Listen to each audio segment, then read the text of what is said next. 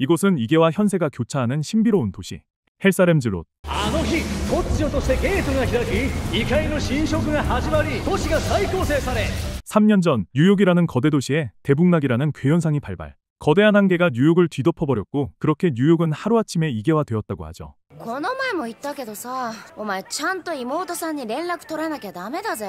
あんたうちに来るようになってから結構経つけど、そもそもなんでこんなところに一人で？僕、記者見習いです。 그리고 이 괴상한 도시를 찾은 오늘의 주인공 레오나르도 워치는 땡전 한 푼 없어 매일 커피만 시키는데요. 다행히 오늘부터 출근한다는데.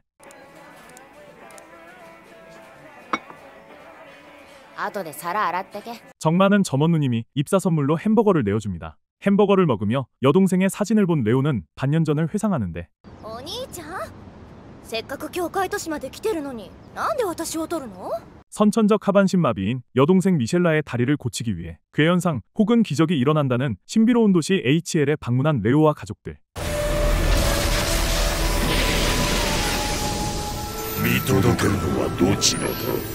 정말로 괴현상과 함께 사신이 나타나 갑자기 레오와 미셸라 둘 중 한 명은 신을 대신해 세계를 지켜보는 자가 되어야 하니 제물로 둘 중 한 명의 시력을 내놓으라고 하는데요.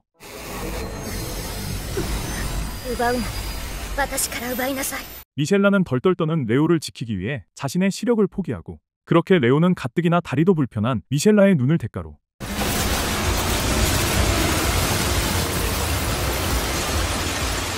일반 투시, 기억 투시, 시각지배 등 각종 SSS급 능력을 가진 신의 눈의 소유자, 지켜보는 자가 된 것이었죠. なんだそりゃ。はっきりしねえな。 사실 레오가 이 괴상한 도시를 다시 찾은 이유도 미셸라의 눈을 되돌릴 방법을 찾기 위해 오늘도 머리를 굴리는데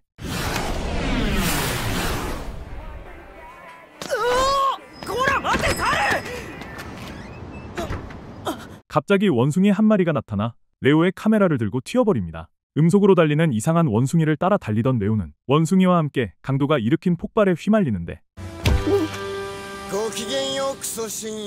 우연히 회사 선배를 자칭하는 한 남자를 만나게 되고 원숭이와 함께 회사까지 안내받습니다. 그런데 회사의 위치가 이상한데요. 일단 안으로 들어가는데 君が新しい同志がクラウス・フォン・ラインヘルツだ。そんなわけない。だって彼さっき死んだんですよ。 사실 이곳은 레오가 다니기로 한 회사가 아닌 세계 규모의 비밀 결사 라이브라. 아까 강도가 일으킨 폭발로 신입은 사망. 뒤늦게 나타난 제프는 레오를 그 신입으로 착각하고 데려온 것이었죠. 그때 음속원숭이의 몸속에서 미해방체 마신이 나타나더니 건물을 베어버리는데요. 크라우스의 희생으로 다치지 않은 레오.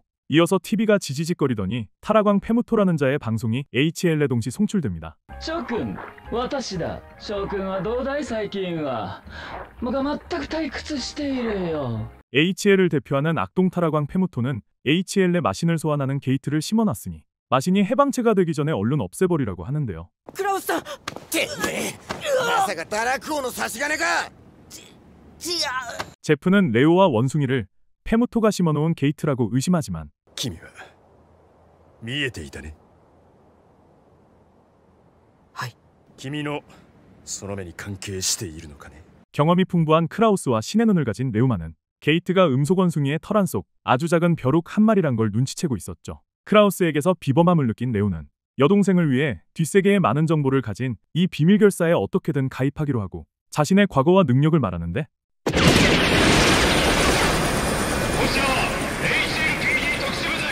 HL의 경찰 특수부대가 소동을 빨리 끝내고 시민을 안심시키기 위해 페무토의 짓을 비밀결사가 한 짓으로 몰아가며 크라우스와 제프를 체포하려 듭니다. 그렇게 기계경찰에게 포위되는데 ブレングリード流血統術11式イルベルシュトルム 말도 안 되는 무력으로 기계경찰을 박살낸 뒤 마신이 완전체가 되기 전에 얼른 원숭이를 찾고 게이트를 닫으라 명령합니다. 最初は恐れられていたこの町もマフィア難民各国諜報機関がうようよだ。もっと己の欲望にのみ忠実に生きた方が愉快だと思うんかね。 현재 HL은 HL의 패권을 노리는 악의 조직, 재미로 테러를 해대는 괴인, HL의 미지에임을 독점하려는 각국 정보기관 등 여러 세력에 의해 불안정한 상태. 그리고 라이브라는 이런 세력들로부터 HL의 균형, 세계의 균형을 지키는 선의 비밀결사였죠.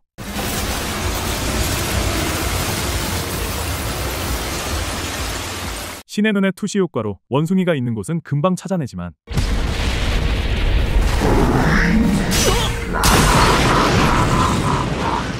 현재 마신은 1차 예방이 끝난 상태로 이제 최종 예방만 남겨둔 상태였는데요. 다시 수기!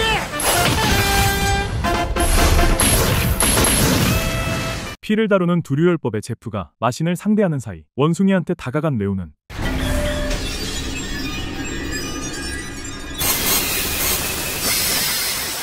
신의 눈으로 발견한 일반 벼룩의 10분의 1 크기인 마이크로 벼룩을 터뜨려버리며 페무토의 게이트를 닫아버립니다. 그렇게 원숭이 소동은 끝나고 갈꽃일은 원숭이를 동료로 들이는 레오.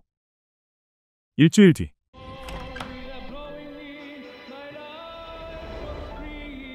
오하요 레오나르도君 활약을 인정받고 정말로 라이브라의 일원이 된 레오. 피자 배달부로 변장한 뒤 도시 내 이상현상을 발견하는 특별임무를 하달받는데요. 짭짭, 아래 난스까? 신의 투시 능력으로 트럭에 걸린 환수를 파괴하자 안에는 인신매매 중인 이계인들이 있었는데요. 불길함을 느끼고 바로 도망가지만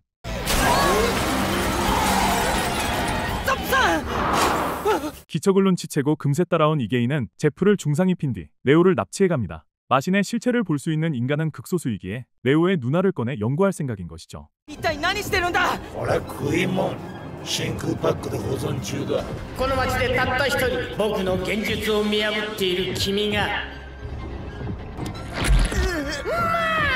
神々の義が 한편 유비인 레오가 걱정돼 멀리서 상황을 지켜보고 있던 늑대인간 스메라기는 다친 제프를 얼른 병원으로 옮긴 뒤 크라우스에게 보고하는데요. おかしいんだよこの患者輸血するそばからどっか行っちゃうんだよ血が 제프는 과다출혈로 기절하기 직전 두류혈법으로 자신의 피를 레오의 등에 묻혀놨었고 라이브라는 레오의 위치를 특정할 수 있게 됩니다.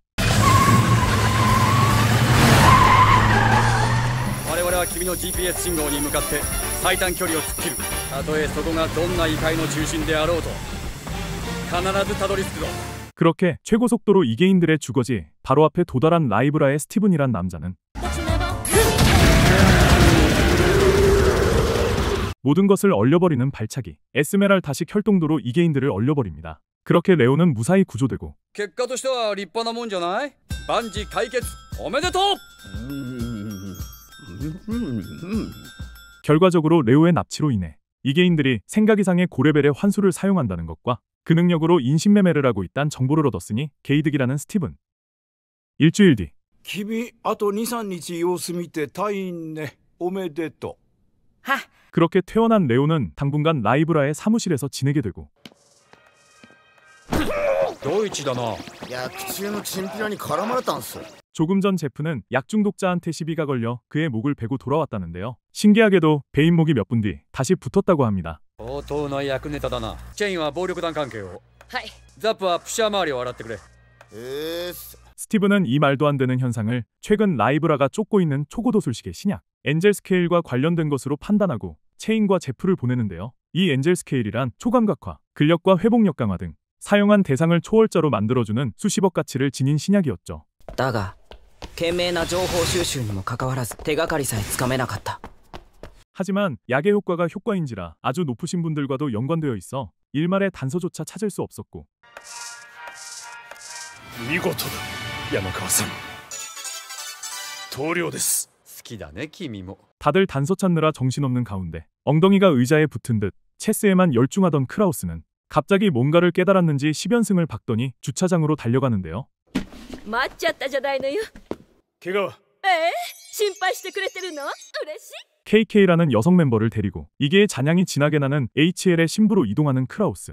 그렇게 도착한 곳은 ようこそ継承層で何よりクラウス君お久しぶりです。 이 이계의 존재는 이계의 권력자인 도나루르의 HL을 대표하는 체스 부류의 게임 프로스페어의 광팬인데요. 크라우스가 이곳을 찾아온 이유는 이 도나루르엘과의 프로스페어 경기에서 승리하면 그가 그 어떤 소원이라도 이뤄주기 때문, 즉 엔젤 스케일의 단서를 얻기 위해서였죠. 投了させればもちろん逃げ切りか引き分けでも君の勝ちだ。 우선 크라우스보다 먼저 와서 기다리던 체스 그랜드마스터 울첸코가 도나루르엘과의 경기를 시작하는데 負ければ君の残りの人生私がもらい受けるぞ。 프로스페어는 시간이 흐르면 흐를수록 그 경우의 수가 많아지는데도 일정한 속도로 수를 두는 도나루루에 何か熱くないか少し。ミスターウルセンコ。いやいや惜しかった。 목숨을 걷어가려는 도나루루에를 막아서며 자신과의 경기까지 끝나면 그때 걷어가라는 크라우스. 그렇게 경기가 시작되고 どうして君の要求は毎度世界情勢の壺に肉薄してくるのだ。 36시간이 흐르는데요. 도나루루엘은 1200년간 프로스페어만을 공부한 프로스페어 광인. 이런 광인을 이길 방법은 아예 없었고 유일하게 이기는 방법은 이길 생각을 접고 게임 진행 시간인 99시간 동안 수비만 하는 것이었죠. 折れるなよクラウス君。承知した。 프로스페어 실력 따위보다 99시간을 버틸 정신력이 더 중요한 상황. 하지만 크라우스는 라이브라의 리더로서 지켜야 할 게 너무 많은 정신력 특화 인간이었고 わからん。人間とは 기절 바로 직전까지 가지만 결국 99시간을 버텨내는데 성공합니다. 約束だ。エンジェルスケールのルートを教えよう。 그렇게 엔젤 스케일의 루트를 알게 되고 KK는 크라우스를 병원으로 옮긴 뒤 멤버들과 함께 엔젤 스케일의 제작 거점으로 쳐들어가 자료와 제조법 등을 소각, 관계자 전원을 경찰에 넘기며 HL의 엔젤 스케일은 자취를 감추게 되죠. 한 달 뒤. 오늘은 그동안 고생한 멤버들을 위한 라이브라의 파티가 있는 날. 레오도 참석을 위해 파티장으로 이동하고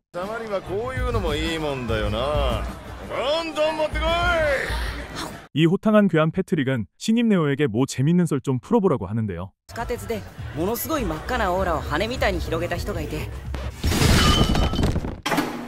갑자기 노래가 끊기더니 정덕이 흐르게 됩니다. 레오가 본 빨간 날개를 가진 인간이란 お前が見たのは吸血鬼だ。 일명 혈괴라 불리는 흡혈귀들. 끝없이 흐르는 괴랄한 마력으로 인간에게 막대한 피해를 입히는 인간 최대의 적, 악마 같은 존재라는데요. 워낙 신출귀몰에 포착된 사례도 거의 없는 존재인데 레오가 그걸 포착하다니 비상이 걸린 라이브라는 파티를 끝내고 당장 누군가를 부릅니다. 그리고 다음 날 이 오랑캐 같은 남자가 바로 그분, 호운의 에이브람스, 크라우스의 스승님이자 혈괴 관련 스페셜리스트라는데요. 당장 회의를 열더니 레오에게 뭔가를 보여주는데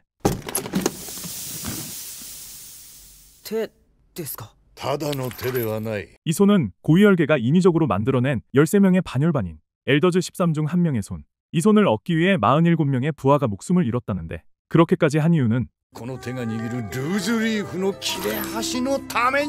이 명부의 작은 조각에 해당 엘더즈 13의 이름이 적혀있기 때문 엘더즈 13은 이름에 영역이 들어있어 이름이 노출되는 걸 극도로 꺼려한다고 합니다. 레오한테 이름을 읽어달라 부탁하는데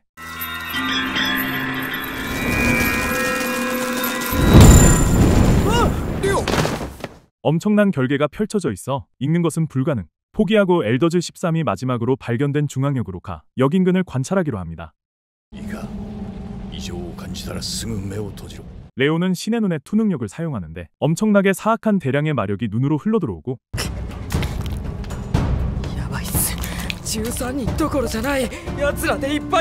아래서 느껴진 사악한 마력은 엘더즈 13이 아닌 엘더즈 13의 하수인인 흡혈귀들의 마력이었죠. 한편 이 시각 스티븐과 KK는 엘더즈 13이 나타났다는 긴급 속보를 듣고 해당 역으로 이동하는데요.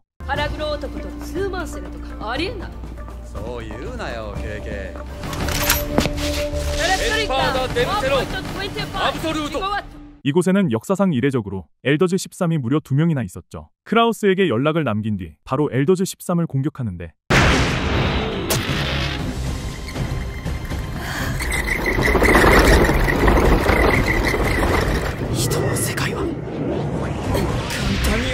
단 한 명의 엘더즈 13한테 1초컷 당해버립니다.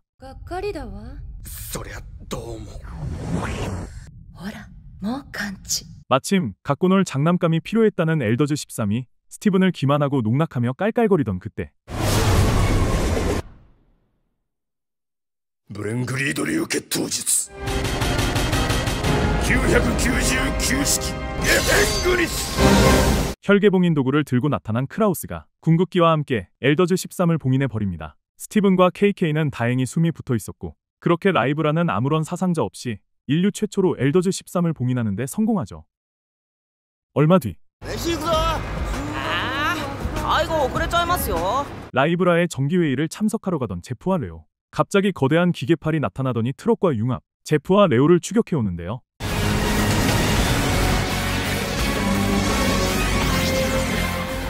레오는 트럭의 깨물기 충격파에 날아가지만 운 좋게 트럭 옆구리에 매달리는데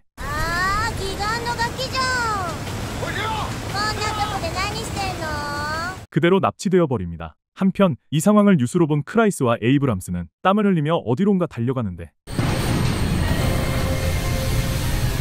ランス兄ちゃんドクターエイブラムスまでやつだアリギュラが来た元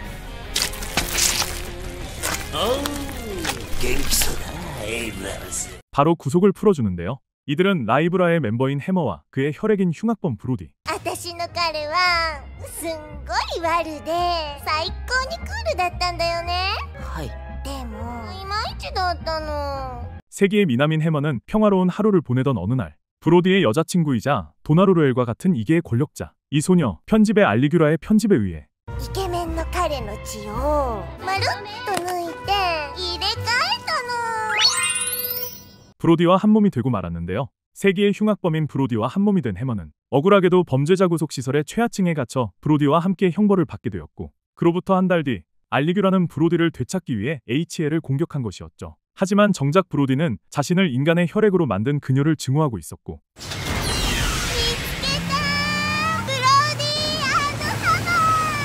후딱 내려 해머의 혈액 갑옷이 되어준 뒤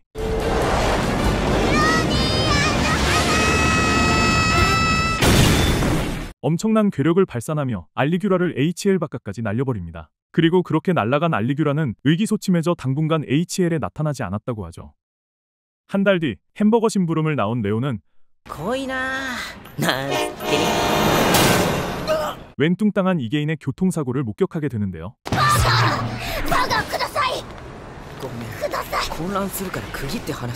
아무 상처도 없는 버섯 이계인은 레오의 햄버거를 한 입만 하기 위해 길을 건너다 사고당한 것이었죠. 다행히도 가해자는 햄버거 배달부. 레오는 은근슬쩍 짬 때리고 사무실로 돌아갑니다.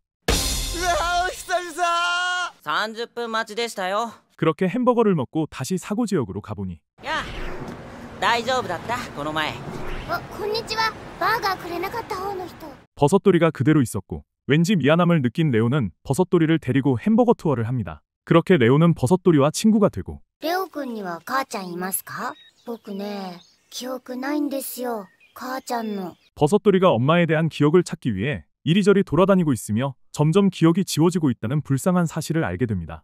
どうすんだよ一体どうしましょうね 버섯돌이를 쳤던 이 햄버거 배달부들은 사실 사채를 갚기 위해 배달을 하고 있었는데요. 딴 생각하며 운전하다가 또 누군가를 치는데 またお前か